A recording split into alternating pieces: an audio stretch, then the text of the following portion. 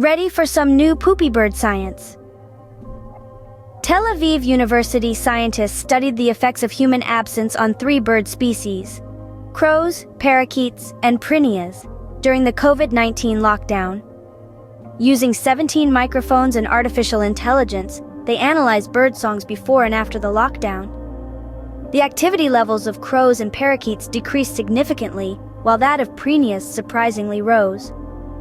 Crows' calls fell by 50%, parakeets' chirping dropped by 90%, and prinias' activity rose by 12%. This change in behavior due to human absence was particularly noticeable in busy urban areas.